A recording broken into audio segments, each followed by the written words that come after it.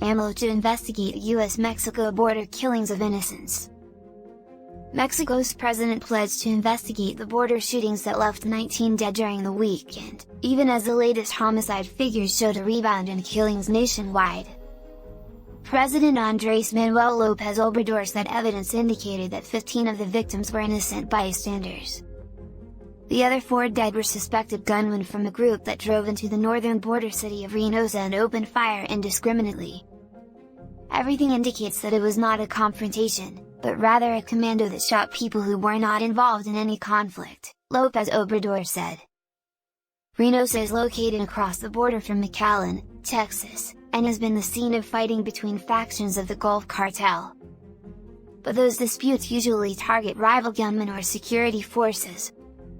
The dead in the Saturday attack included taxi drivers, workers and a nursing student.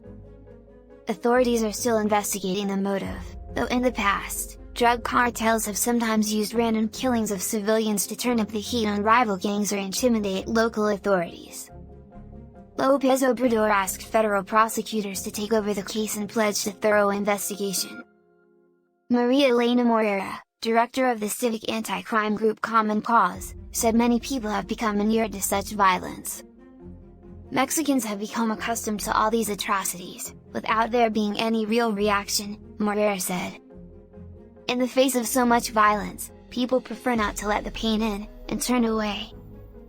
The killings Saturday in Reynosa, and the latest nationwide homicide figures, suggest that Lopez Obrador's hugs, not bullets crime strategy is doing little to decrease killings. There were 2,963 homicides in May, the latest month for which figures are available, higher than May 2020 and well above the numbers that prevailed when Lopez Obrador took office in December 2018. The government said homicides declined 2.9% in the first 5 months of 2021 compared with 2020, but that may be because January and February of this year were marked by Mexico's worst coronavirus wave, when public activities were curtailed. This is nothing, Morera said of the drop. It is as if you keep a patient in a coma and then say he's doing very well. Tamaulipas Governor Francisco Garcia Cabeza de Vaca called the Reynosa victims innocent citizens, and said, criminal organizations must receive a clear, explicit and forceful signal from the federal government that there will be no room for impunity, nor tolerance for their reprehensible criminal behavior. Garcia Cabeza de Vaca belongs to the rival National Action Party and is himself being investigated by the Federal Prosecutor's Office for Organized Crime and Money Laundering, accusations he has said are part of a plan by Lopez Obrador's government to attack him for being an opponent. Local businessman Misael Chavarria Garza said many businesses closed early Saturday after the attacks and people were very scared as helicopters flew overhead.